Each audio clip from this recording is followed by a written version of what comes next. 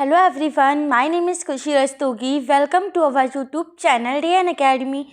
Today we will discuss about trapezoidal rule. Trapezoidal rule numerical method का lecture number 14 है. हम लोगों ने प्रीवियस लेक्चर में इसके टाइप 1 एंड टाइप 2 पढ़े थे. आज हम लोग टाइप 3 एंड टाइप 4 पढ़ते हैं. Okay, let's start type 3. Type 3 integral limit 0 to 1. ये जो ब्रैकेट में 0,1 लिखा है ये इस इंटीग्रल की लिमिट है. 1 divide 1 plus x square dx using trapezoidal rule. Trapezoidal rule की हेल्प से आपको integral 1/1 plus x square dx की वैल्यू फाइंड करनी है. देखिए, मैंने आपको टाइप 1 में बताया था कि टाइप 1 में हमें टेबल दी गई थी. टाइप 2 में हमें टेबल नहीं दी गई थी, केवल इतना कहा गया था इंटीग्रल लिमिट दी गई थी, फंक्शन दिया गया था और कहा गया था यूजिंग ट्रापेजोइडल रूल फाइंड करें. तो हम लोगों ने वहाँ पे एच लेट किया था. लेकिन आज जो क्वेश्चन है टाइप 3 का क्वेश्चन है, उसमें आपको एच गिवन है. सो एच गिवन है तो क्वेश्चन बहुत ईजी बन गया हमारे लिए. एक्स नॉट मैंने प्रीवियस लेक्चर्स में भी आपको बताया था, मैं आज ही बता रही हूँ. इंटीग्रल की जो लोअर लिमिट होती है वही एक्स नॉट की वैल्यू होती है. इंटीग्रल की जो लोअर लिमिट दी गई होती है वही एक्स नॉट की वैल्यू होती है. तो यहाँ पर इंटीग्रल की लोअर लिमिट क्या है? 0 है. सो एक्स नॉट की वैल्यू क्या हुई? 0. x1 की वैल्यू हम फाइंड कर सकते हैं 0 प्लस एच की वैल्यू 0.25. सो 0 प्लस 0.25 वैल्यू क्या आती है? 0.25. x2 फाइंड कर सकते हैं 0.25 plus 0.25 is equal 0.5. x3 0.5 plus 0.25 value आती है 0.75. x3 प्लस x3 क्या है? 0.75 प्लस h क्या है? 0.25. सो वैल्यू क्या आती है? 1. ये जो 0.25 है ये h की वैल्यूज है. ओके, वाई नॉट कैसे फाइंड करते हैं? वाई नॉट भी अगर आपने मेरा प्रीवियस लेक्चर देखा होगा तो आप लोग समझ गए होंगे. नहीं देखा है तो प्लीज़ देख लीजिए मेरा प्रीवियस लेक्चर, क्योंकि ट्रापेजोइडल के टाइप 1, टाइप 2, टाइप 3, टाइप 4 चारों ही टाइप आपको अच्छे से आने चाहिए. ओके, वाई नॉट कैसे फाइंड करते हैं? वाई नॉट फाइंड करने के लिए जो आपको इंटीग्रल फंक्शन दिया गया है उसका यूज़ करते हैं. इंटीग्रल फंक्शन क्या है? 1/1 प्लस एक्स स्क्वायर. सो इसका हेल्प लेते हैं. 1/1 प्लस एक्स की वैल्यू क्या है? 0. सो 0 का स्क्वायर 1/1 वैल्यू क्या आती है? 1. y1 कैसे फाइंड करते हैं? 1/1 प्लस x1 का होल स्क्वायर. x1 की वैल्यू दी गई 0.25 का होल स्क्वायर. साइंटिफिक कैलकुलेटर की हेल्प से सॉल्व करते हैं. 1 डिवाइड 1 प्लस 0.25 का होल स्क्वायर. सो वैल्यू आती है 0.94117647. इतनी लंबी सी डिजिट आ रही है, लेकिन हम पॉइंट के बाद फुल डिजिट तक लिखते हैं और राउंड ऑफ करके लिखते हैं जिससे कि हमारा आंसर बिल्कुल एक्यूरेट आए. सो वैल्यू आती है 0.9412. 2 क्यों है? क्योंकि फिफ्थ डिजिट जो है वो 5 से बड़ी है. सो एक इंक्रीमेंट हो जाएगा. सो वैल्यू आती है 0.9412. y2 कैसे फाइंड करते हैं? 1/1 प्लस x2 स्क्वायर. x2 की वैल्यू क्या है? 0.5 का स्क्वायर. सो जब इसको सॉल्व करते हैं साइंटिफिक कैलकुलेटर की हेल्प से 1 डिवाइड 1 प्लस 0.5 का होल स्क्वायर. सो वैल्यू आती है 0.8.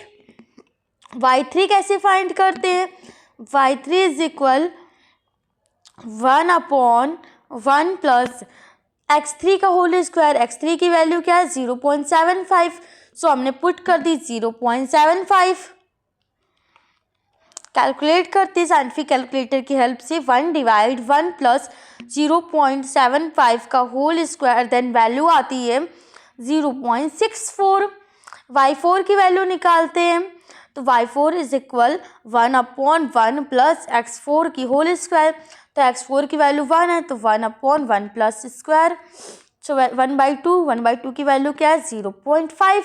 इस तरह से हम लोगों ने x0, x1, x2, x3, y0, y1, y2, y3 इन सब की वैल्यूज हम लोगों ने फाइंड कर ली. अच्छा, हम आप लोग कि मैं एक बात और समझा देती हूँ कि मैंने यहाँ पर x4 तक ही क्यों फाइंड किया, मैंने x5, x6, x7, x8, x9 ये सब क्यों नहीं फाइंड किया, हम x4 पे ही क्यों स्टॉप हो गए, ये मैं आपको समझाती हूँ। देखिए इंटीग्रल में जो अपर लिमिट आपको दी गई होती है वहाँ तक आपको सॉल्व करना होता है। अपर लिमिट आपको क्या दी गई है, 1 दी गई है। ये देखिए अपर लिमिट, एक सेकेंड आप फिर से मैं समझाती हूँ। अपर लिमिट जी देखिए 1 दी गई है आपको। सो इंटीग्रल की जो अपर लिमिट होती है, जैसे अपर लिमिट 1 है तो जब तक x1, x2, x3 इन सब में से किसी एक की भी वैल्यू 1 नहीं आ जाती तब तक हम लोग कंटिन्यू रखते हैं। यहाँ x4 की वैल्यू 1 आ गई सो हम लोगों ने स्टॉप कर दिया। अगर x4 की वैल्यू 1 ना आती सो हम लोग x5 भी निकालते, x6 भी निकालते, तब तक निकालते जब तक की वैल्यू 1 ना आती। समझ गए आप लोग? और जितना x निकालेंगे उतना y, x4 है सो y4। x4 का फंडा आप लोग समझ गए, क्यों हम लोगों ने x4 तक निकाला, क्योंकि जो इंटीग्रल की अपर लिमिट होती है वहां तक मुझे वैल्यू चाहिए होती है। ओके चलिए, मैंने फॉर्मूला आपको प्रीवियस क्लास में भी बताया था, मैं आज भी फॉर्मूला आपको समझा देती हूँ। ट्रापेजोइडल का one of the basic formula यही है, इंटीग्रल लिमिट 0 to 1, जो फंक्शन आपको दिया होता है वो फंक्शन पुट कर देते हैं 1/1 + x² ds। फॉर्मूला क्या है, h/2 y0 + y4। y0 और y4 क्यों लिखा है यहाँ पे, जो फर्स्ट टर्म होता है एंड जो लास्ट टर्म होता है, सबसे पहले उनका एडिशन करते हैं, प्लस करते हैं, 2 से मल्टीप्लाई करते हैं, रेस्ट ऑफ द वैल्यू लिख देते हैं। जितनी वैल्यूज़ बचती है फिर वो वैल्यूज़ लिख देते हैं। y1, y2, y3 बची, हमने वो पुट कर दिया। ठीक है, चलिए सारी वैल्यूज़ आपको पता है, फॉर्मूला आपको पता है, हम लोग फॉर्मूला में वैल्यूज़ पुट अप कर सकते हैं। h की वैल्यू क्या है, 0.25 डिवाइड 2। y0 की वैल्यू क्या है, 1 प्लस y4 0.5 प्लस 2। y1 क्या है, 0.9412 प्लस y2 क्या है, 0.8 प्लस y3 0.64। साइंटिफिक कैलकुलेटर की हेल्प से सॉल्व करते हैं, 0.25 डिवाइड 2 सो वैल्यू आती है 0.125 मल्टीप्लाई 1 प्लस 0.5 सो वैल्यू आती है 1.5 plus 2 multiply 0.9412 plus 0.8 plus 0.64 so value क्या आती है हमारी 4.7624। वैल्यू क्या आ रही है, 4.7624।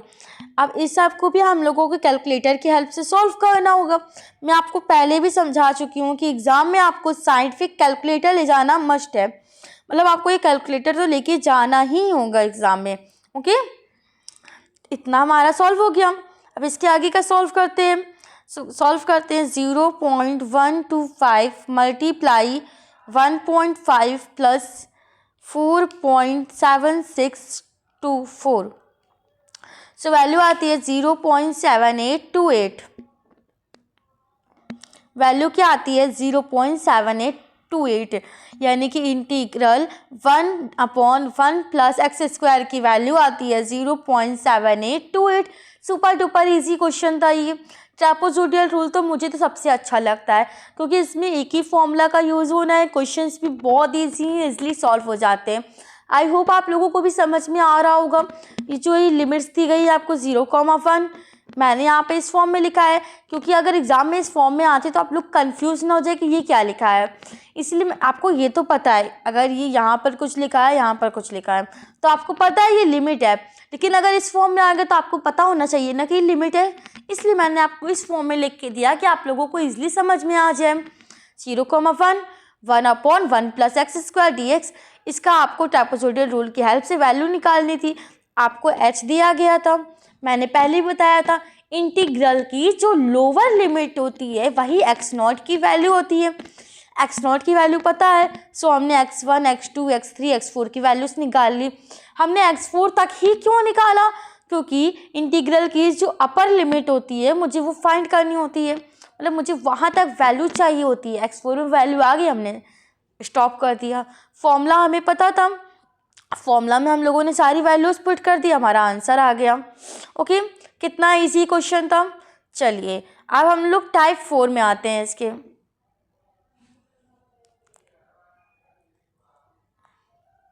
टाइप 3 कंप्लीट हो गया, हम अब टाइप 4 सॉल्व करते हैं। Type 4 and the last type है ये। ट्रेपेजोइडल रूल में 4 टाइप्स होते हैं, टाइप 1, टाइप 2, टाइप 3, टाइप 4। मैंने आपको 3 टाइप्स बता दिए, ये लास्ट टाइप है टाइप 4। क्वेश्चन क्या है, using trapezoidal rule evaluate integral limit है 0 to 1 x cube dx using 5 सब इंटरवल। यहाँ तो क्वेश्चन कुछ डिफरेंट दिख रहा है।